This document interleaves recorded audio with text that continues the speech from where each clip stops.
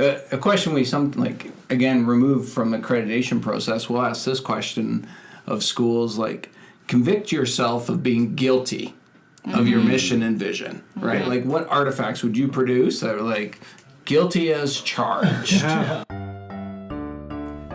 Welcome to Hallway Conversations. We're a trio of educators who have plenty of questions about teaching and learning and school culture, and we believe in the value of reflection and collaboration as we seek to keep growing as teachers. This podcast is our place for thinking out loud together about issues in education and why they might matter to Christian educators. Welcome to the conversation.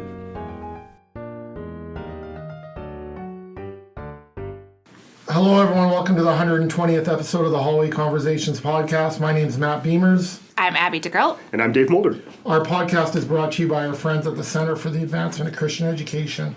You can find out more about them and the work they do at CACE.org. That's CACE.org. We're always looking for topics of conversation and feedback, so please email us at hallwayconvospod@gmail.com. That's hallwayconvospod@gmail.com. Your feedback and your ideas are important to us. Dave and Abby, last week was the 4-year anniversary of our first episode. That's crazy. Which it is quite amazing to think about when we set out to do 10 episodes to begin. I set out to do none. Yeah. She was along for the ride. We might have stopped at 10 if it wasn't for Abby. Actually, so that's true. She's probably the reason we're still here, and it's easy and safe to say it's been an honor and a privilege to be part of this journey. But Dave and Abby, we have a special guest today, Darryl De Boer. We're going to introduce him in a minute, but before we do that, I don't know, just a quick thought on doing this for 4 years. That's not nothing. It's not nothing. Abby, just out of a thought? Yeah, it's weird for me in some ways, but it's also very natural. I never listen to the podcast. I don't ever listen? No, never. My wife hasn't either. Yeah, so I have people in my life who do, but I also have very close real life relationships with people who have no idea. Yeah. Oh, yeah.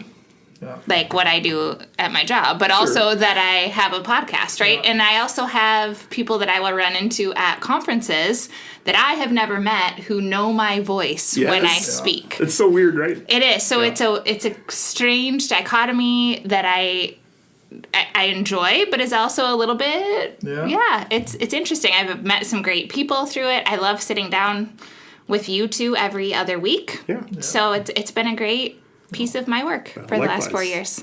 Yeah. I guess I would say, I've said before on the show, that these are the kinds of conversations I wish I was having when I was teaching in K-12. Yeah. And we just didn't have the time or the margin. And so I'm grateful that we have the space to do that in higher ed. And I hope that we can keep doing this. And I hope for listeners that it's a blessing to at least eavesdrop in on our conversations too. Yeah. No, I feel the same way. I in terms of the conversations I wish I would have had, in terms of running into people at conferences, if I'm at a Dordt table or booth and it's I recognize your voice, and it's a little eerie actually, and yet it's also sort of an honor to realize people all over the place are listening, and that's humbling, and I think probably spurs us on in our work. So. For sure. I don't know if we're going to do another 4 years, but we'll see how things unfold. No, it's been wonderful, and thanks to both of you. It's a joy in my work for sure. As I mentioned, we don't often have guest studios. We're privileged to have Darryl De Boer join us. Darryl, thanks for being here today. Yeah, thanks for inviting me to your 4-year anniversary. Yeah, I didn't bring a present, to be very clear. There's nothing here for you. Just a few things about Darryl. Darryl is a senior fellow with CACE and is both the co-creator and director of Teaching for Transformation. Darryl has been part of Christian education for 45 years as a student, a teacher, and administrator in a variety of Christian schools. In addition to his role with Teaching for Transformation, Darryl is also the director of education at Surrey Christian School in Surrey, British Columbia. His favorite part of his TFT journey is the opportunity to encourage and engage Christian school educators who deeply desire to root and activate the learning and the learners within God's loving story of redemption. Outside of Teaching for Transformation, Darryl and his family can be found walking the dog, enjoying sports, and imagining next places to explore. And to be honest, he is always wishing that he was fishing. That's true, isn't it? It's a beautiful day for fishing right now. Yeah, no, I know. We should be in a hut, a fishing hut for this 4th. I have one. Yeah. Oh man. There we go. We're out. Great podcast. See you in 4 years. Yeah. No, Darryl's been a dear friend of mine for many years, and I know he's got many great grizzly bear stories, many great fishing stories. You love traveling the world, exposing your kids to different cultures, and just been a really important part of my own learning journey. Darryl, I don't know, maybe we can just start. Like, here you are, a person from the Pacific Northwest in Iowa on a snowy winter February day. Why? Why are you here? I'm here for the weather. This snow's been fantastic. No, actually, it's a celebration beyond the 4-year anniversary that brings me here. Had the opportunity to spend the day at Surrey Christian School, and they've been on their TFT journey for 10 years, I think, is where we landed. Wow.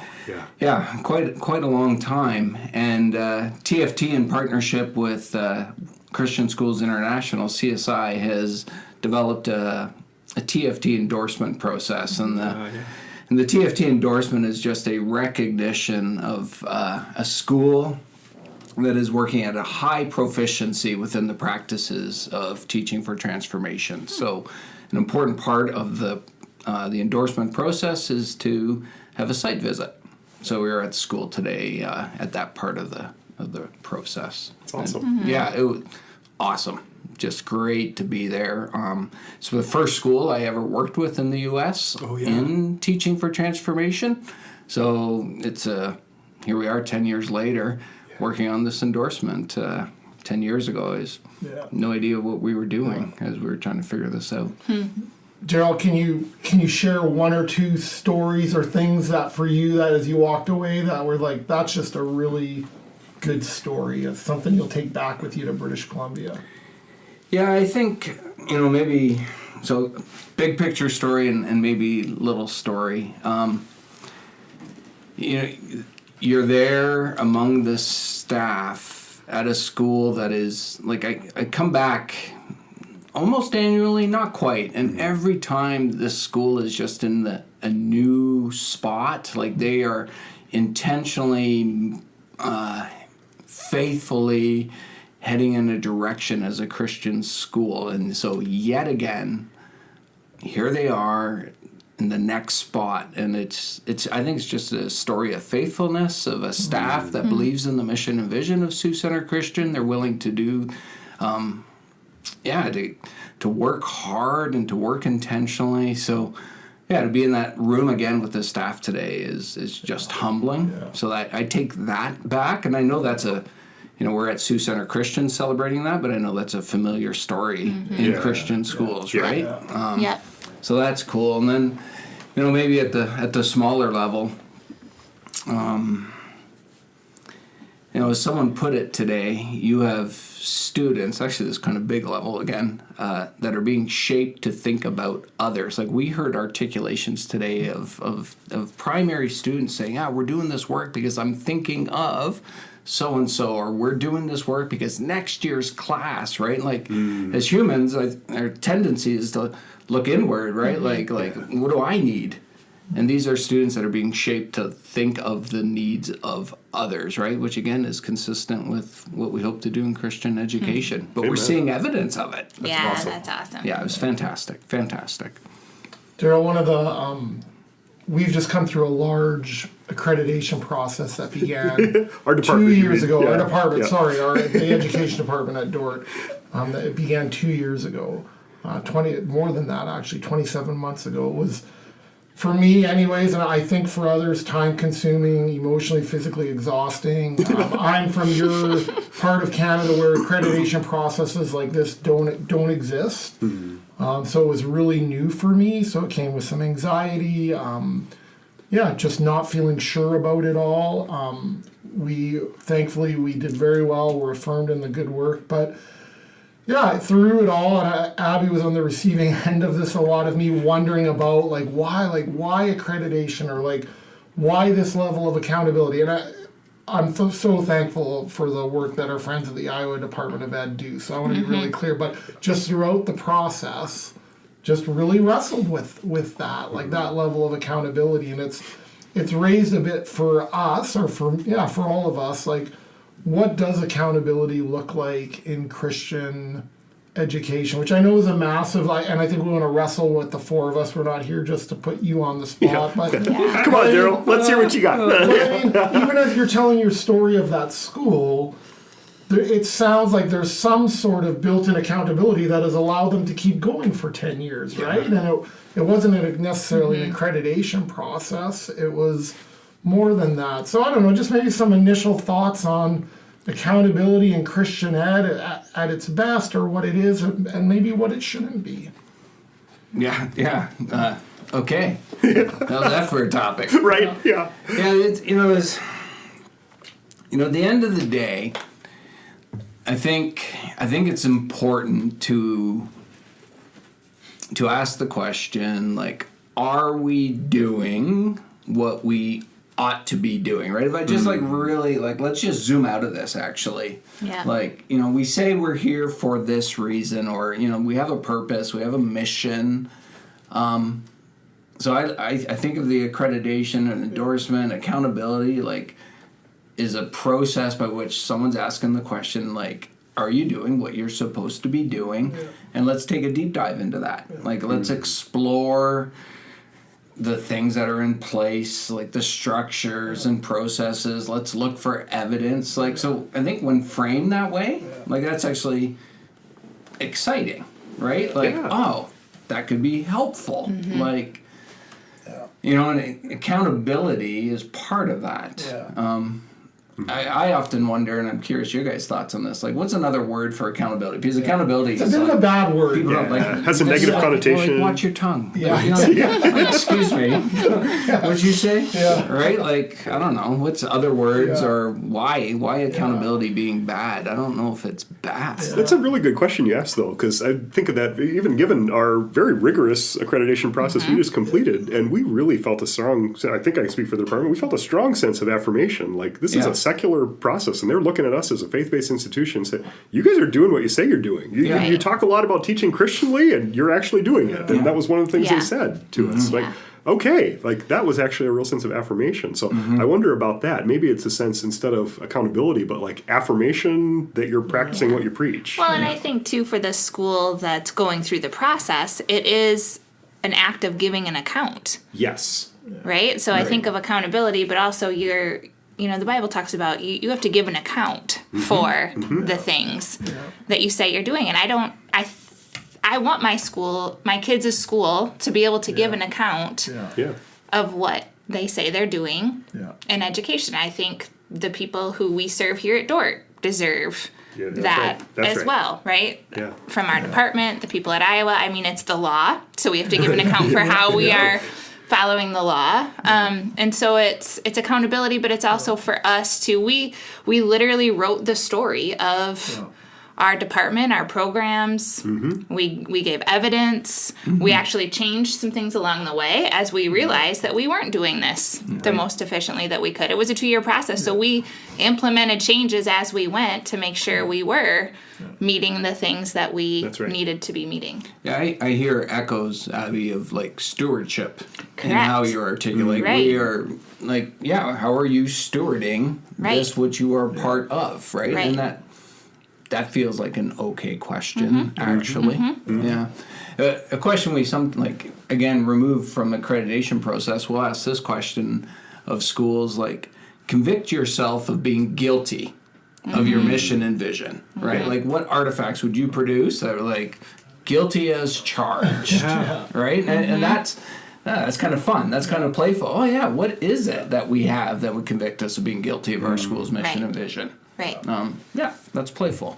One of the things that, I think I struggled with, and like I said, I say this in framing of being really thankful that having come through it in the work and feeling like we got better in different areas, is that at times, though, it feels like accountability, I was getting lost in the weeds a little bit, like I was losing sight of the mission and vision. And in the details. In the details, right? And so there was times, I would say there was times when it was just, when you're just grinding it out, and there's nothing wrong with doing hard things, or is this really is whatever the accountability measure is, let's not even talk about accreditation, is this helping us be better? Like, is it helping us serve our mission and vision, or simply are we doing busy work? Yeah. And that, is it checking a box or jumping through? Yeah, totally. And I guess my one, I don't always love the word accountability either. I'm also the youngest of 5 kids, so there's that.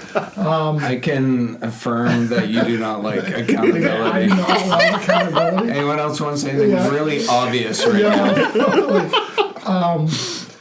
But no, so there's moments there where I guess I just wrestle at times with whatever the process is, that process isn't defining your mission and vision versus is that process helping us strengthen our mission and vision. Yeah, reveal it. Yeah, totally. And I think that's where there were at times. And I think that's where I'd come in here and we'd have hey, Abby, remind me why we're doing this, right? It was hard for me. And I had never been through it before. But there was times where it's I just felt like, are we trying to serve two masters? And I think the feedback we got was amazing in terms of a mission and vision. But I do think that's something to keep in mind at all times, right? It's like, how is what we're doing related to mission and vision? So I wonder too if the struggle with accountability, it seems to be attached often to this summative moment versus earlier on we're saying, hey, this is not so bad. It gives us feedback. We're in this formative kind of feedback way, but it just happens to not always, often be attached to a summative moment of a pass or fail, we give a grade, whatever. Yeah. So I wonder if that's actually what we react to. Even as teachers, if it's part of an evaluation, it's attached to my evaluation, accountability. So I wonder if that's why we have associations with the word. And that it can also happen at much smaller levels all the time. Outside of accreditation processes, right? So how are we accountable? How am I accountable to my students to be prepared for class every day? Yeah. Right? On a much smaller level than I am programmatically to the state of Iowa. Or in K-12 schools, we're accountable to the parents we're the families that we're serving, right? We should feel a sense of accountability to do what we say we're doing. Darryl, when you work with schools all over, and like you say, a good celebration, and I'm going to imagine that along the time there has to be some built-in feedback where a school isn't maybe on track, or you have to help them get back on track. When those conversations go well, how do you try to set a conversation up when you need to hold someone accountable? That hopefully doesn't lead to a posture of defensiveness, but openness. Is there any strategies you use of it?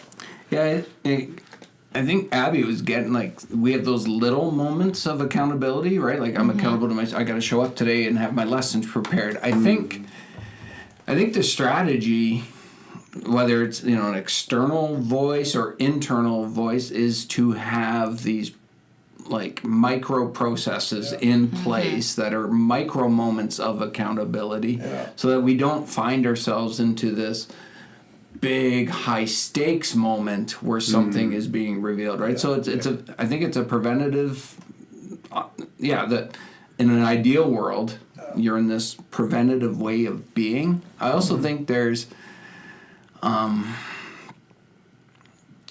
we can take advantage of the self-reflection, self-assessment opportunities along the way, right? So again, compare the two possibilities. One, I'm given opportunity to self-reflect and self-assess and land at conclusions, observations, right? Versus someone else coming and doing that for me, which probably feels like doing that to me. Yeah.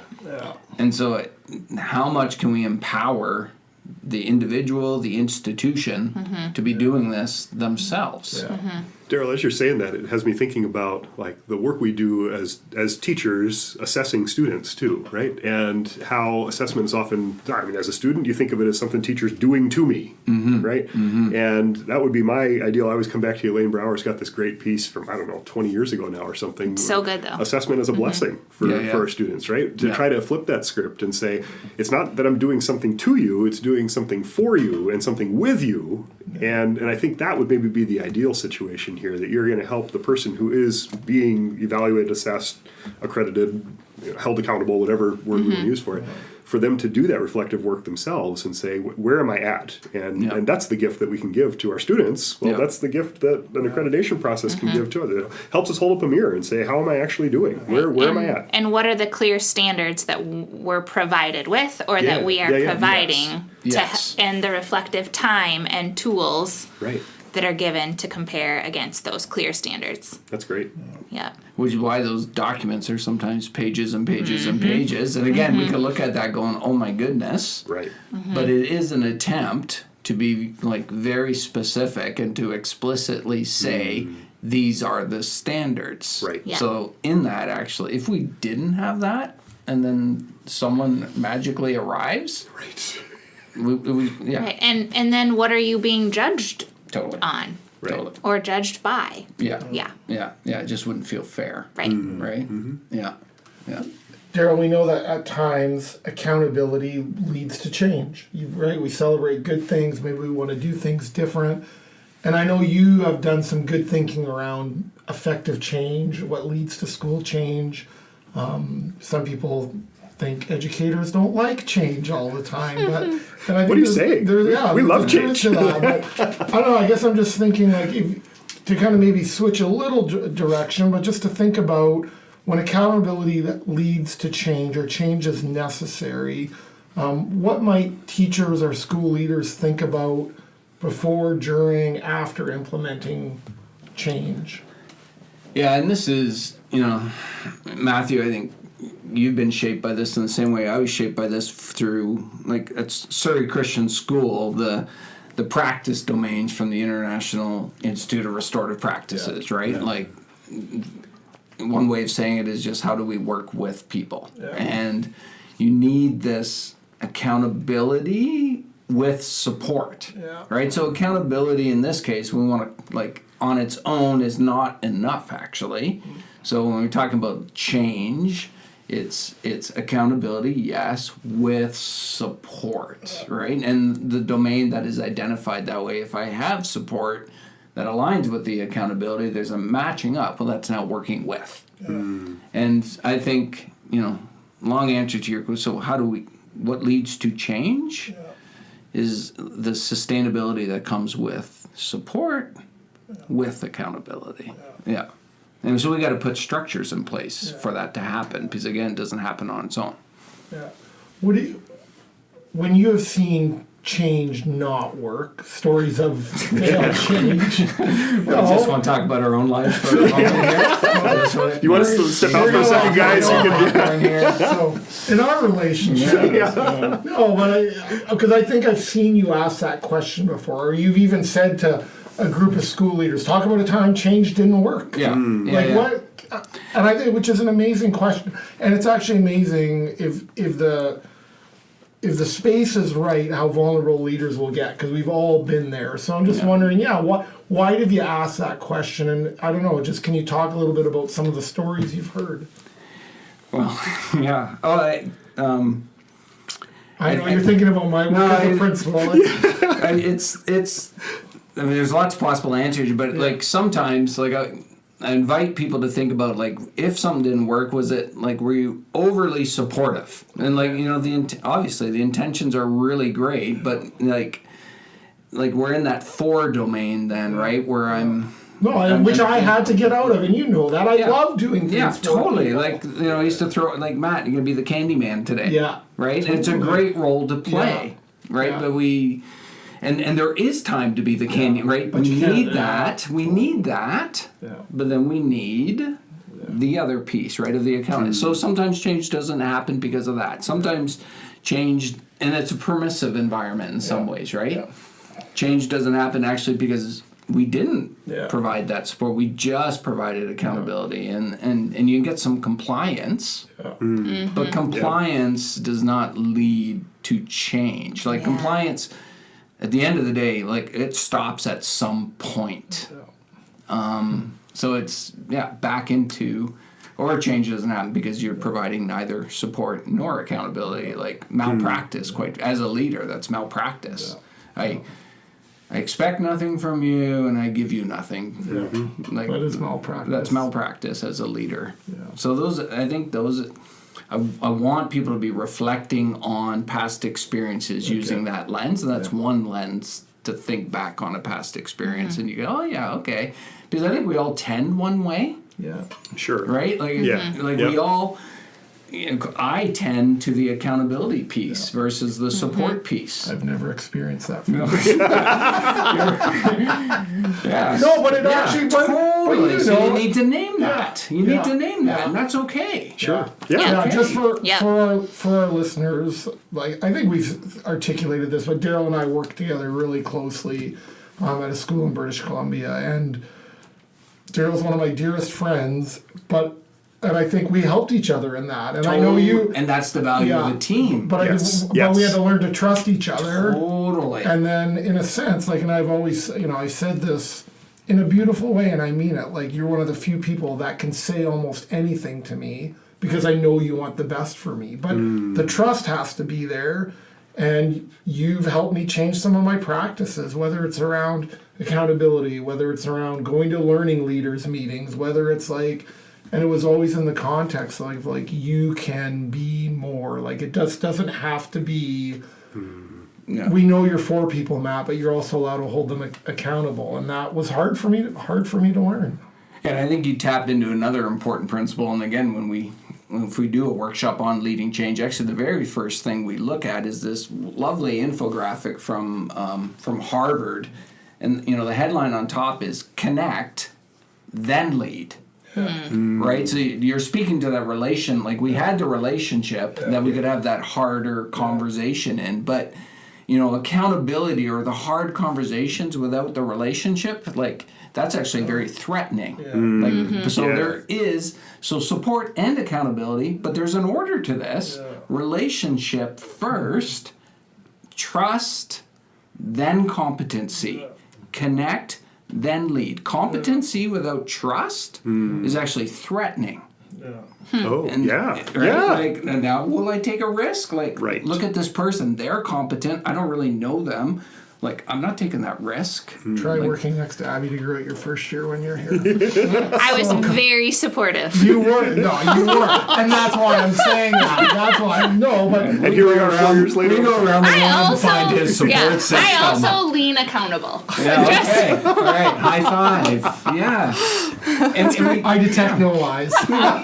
This is why we're such a good team, friends. No, it's just, if I can say, as Darryl's talking, I know it's a pod, but I saw you nodding along. I did. And can you just, I don't know, I'm just curious your thoughts as you were hearing him speak some of those things. And I appreciate the shared leadership, which is why I think we are part of a team that functions very well because we have shared leadership. Yeah, that's right. Yep.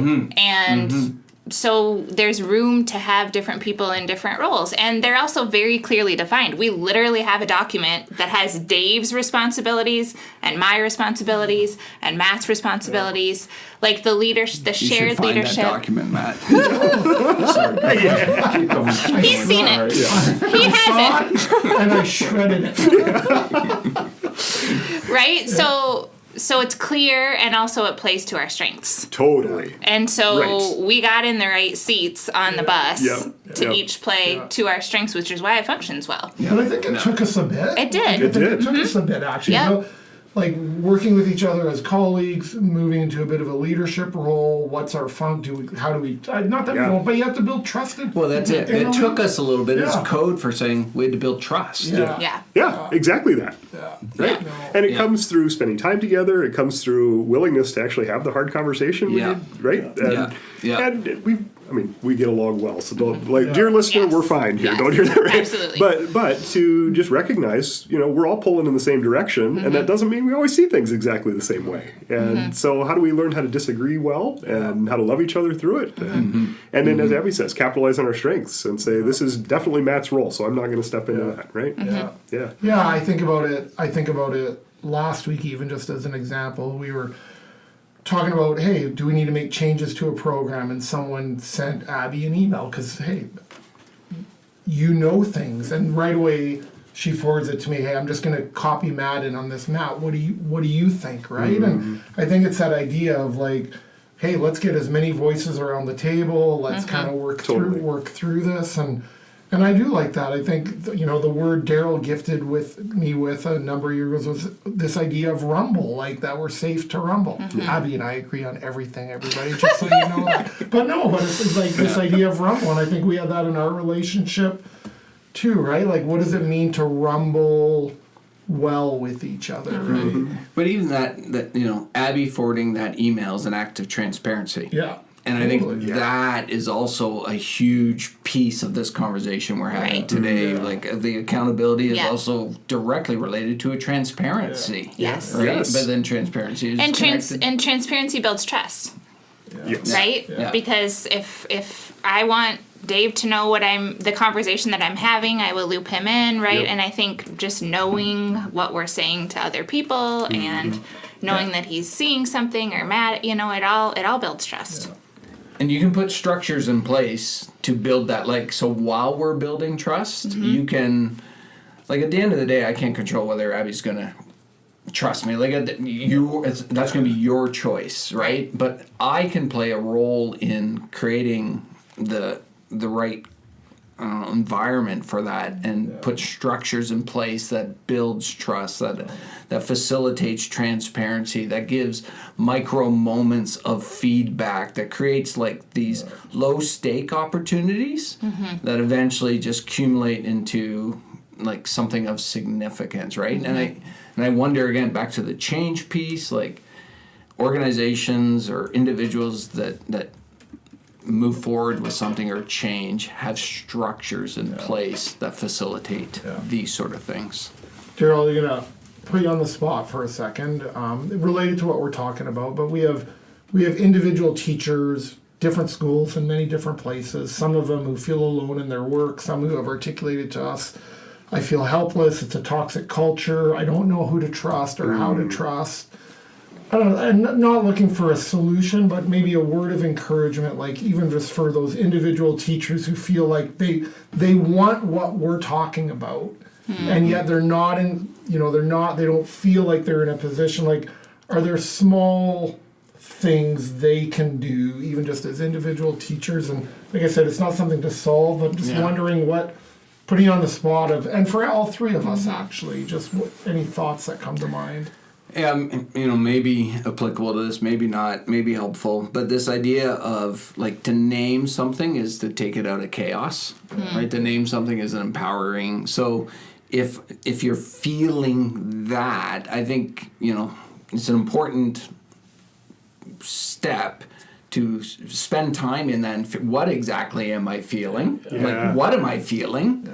Name that. Why am I feeling that? Name because I can feel things all the time, and I'm like, right? And you're swirling, and when you I feel this. Even just naming it, that brings it down. I feel this because, then I can act on something, So I don't know. That's what comes to mind, that's right? great. Abby or Dave, just thoughts I know it's a big question, but again, I know sometimes we were talking about the ideal, and there's a reality for some teachers, and I'm just thinking, I think about the concepts of the stories we tell ourselves, right? Yeah. And looking for the best possible interpretation.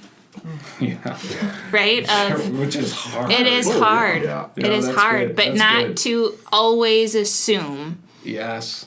disingenuous or the worst case or treachery. Yeah. That's what you can do to shift your own perspective. Because if you're always reacting to the worst version of the story, Yes. Right. you're going to be miserable. Yeah.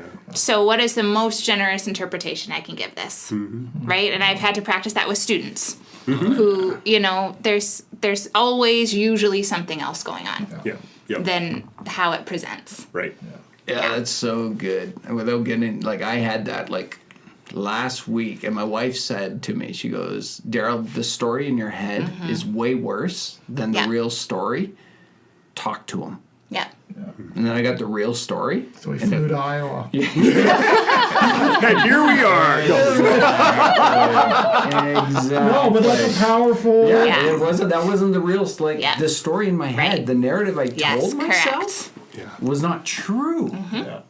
Yep. And it took a conversation, which takes courage. It does. Yeah, there's a risk to that, and I named that. That was actually the beginning. Listen, and feel a little vulnerable here. I just need to say this. And be curious. Yeah. Ask the question. Yeah. No, that's really helpful. Yeah. Friends, we know that your time is valuable. We want to thank you for joining us today for another hallway conversation. Whether it's this day, this week, this month, or this school year, we hope the Lord gives you what you stand in need of. And we'd like to send you from here with this blessing. So to our listeners, and to Darryl, the Lord bless you and keep you. The Lord make his face shine upon you and be gracious to you. The Lord turn his face towards you and give you peace and give you peace and give you peace. Amen. Thanks for joining us, everyone. We hope you have a wonderful evening. This podcast was literally dreamed up during one of our actual hallway conversations. Our music is by Ethan Mulder. Hallway Conversations is created and produced by Matt Beamers, Abby DeGroat, and Dave Mulder. Hey, we have a favor to ask of you. Would you be willing to rate this podcast or write a review in your podcast app? Or if you found this conversation interesting or helpful, would you consider sharing it on your social media? Those things really do help podcasters out, and we would be so, so grateful. Thanks for listening, friends. Thanks for being with us. Yeah, that was great. Great That to was be great. here. Love Good to be in the space. Yeah. That's right. Yeah. Welcome to the hallway. It's way fancier than I thought.